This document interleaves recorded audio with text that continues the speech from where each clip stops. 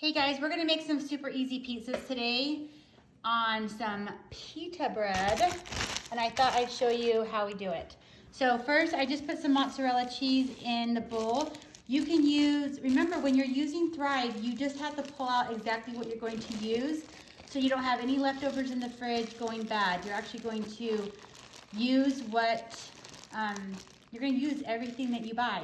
You're not gonna have any waste, and that is the awesome thing. So I went ahead and put some mozzarella cheese down in a bowl with some cold water, and then I'm gonna add some of our Parmesan. Seriously, you can eat this Parmesan, you can eat all of our cheeses right from the can, but I get reports back from clients all the time that they just sit at the kitchen table with the spoon and the Parmesan cheese. They just love it so much. What do you think, Ella? I love it. You love it. Tastes like Parmesan cheese. I can't say that. You said it just great. Okay, so go ahead and we're just gonna put a lid on it. And then Ella, you wanna shake it for us a little bit? Mm-hmm. Okay, go ahead and shake it. Make sure the lid's on. So I just handed it over to one of my kiddos. They shake the water inside of it. We let it sit for a couple of minutes while we get everything else ready, and then we'll drain off any extra water that is in there. Okay, the next step to our pizza is that we're gonna make the pizza sauce.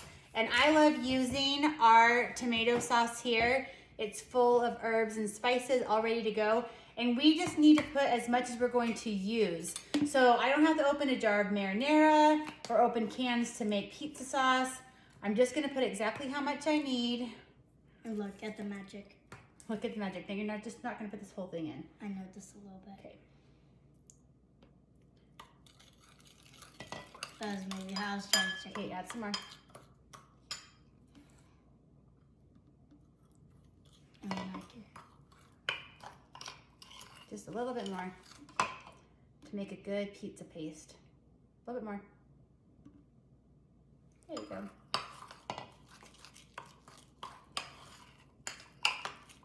There you go. You might want to make it a little bit thinner.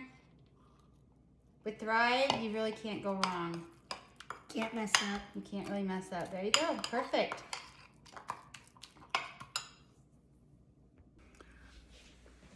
Okay, so our next step of our Pizza Supreme Pita is the meat and veggies. So in this pan, I have just a little tiny bit of avocado oil, and I put that down in the pan because I'm going to toast our dried sausage first. You can eat it plain. Like I'm gonna eat it. What do you think? You like it? We're just gonna let it get a little toasted. You wanna grab one of those? Yep. There you go, awesome. Okay, so we're just gonna let that toast up for just a second. While that's getting toasted, we're gonna get our other vegetables. It's kind of like nuts. You can smell when it's done, just like when you're roasting nuts and you can smell the nuts, you're gonna start smelling the sausage. The reason why we do this is because a lot of our meat is boiled, and you and I, we're carnivores, and one of the parts of our meat that we love is the caramelization on it. And because our freeze-dried meat is boiled, it's not gonna naturally have that caramelization to it unless you add it. And so, you know, when you caramelize meat, it just brings out some of the richer flavors in it. And who doesn't love that caramelized flavor? So that's what we're doing here. So that is toasted. We are going to now just add a little bit of water to start refreshing it. There you go.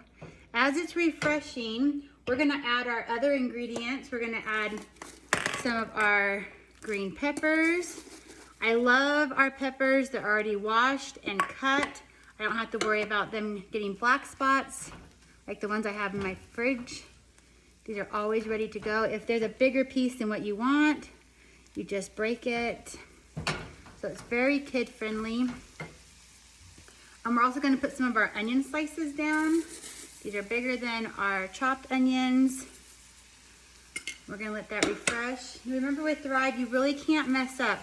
If you don't add enough water, just add a little bit more. If you've added too much, either cook it off or go ahead and drain it off. We're also going to put mushrooms in this one.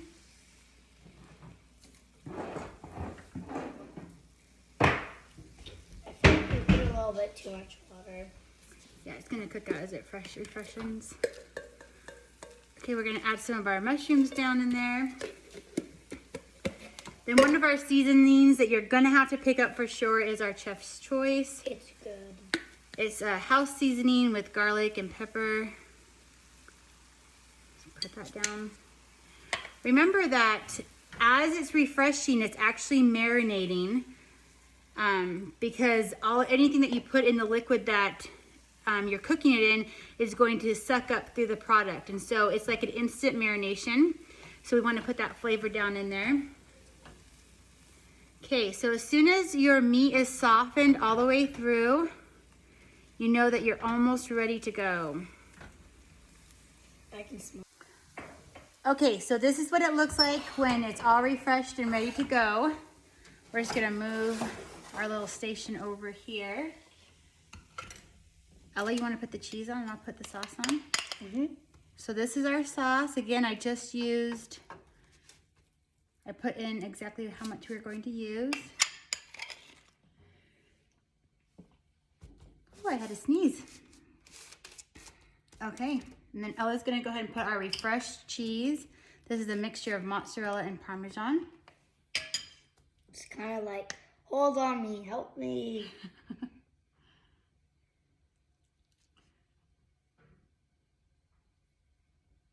Ella's not a huge cheese fan, so she's thinking, I don't really want as much cheese. My boys, on the other hand, would be like... Oh, they love it. They love I used to eat cheese a lot, but now I don't like it. Yeah. Put more cheese on the top. Yep. And then there you go. It's all ready to go. You put it in the oven at 400 degrees for about 12 to 15 minutes, depending on how crispy you want it. And you have an easy, quick lunch or dinner for just one or for 10. You just have to add more ingredients. So it's out of the oven. Look how good that looks. It just took a couple of minutes. I don't have any leftovers, and it is perfect. Yum.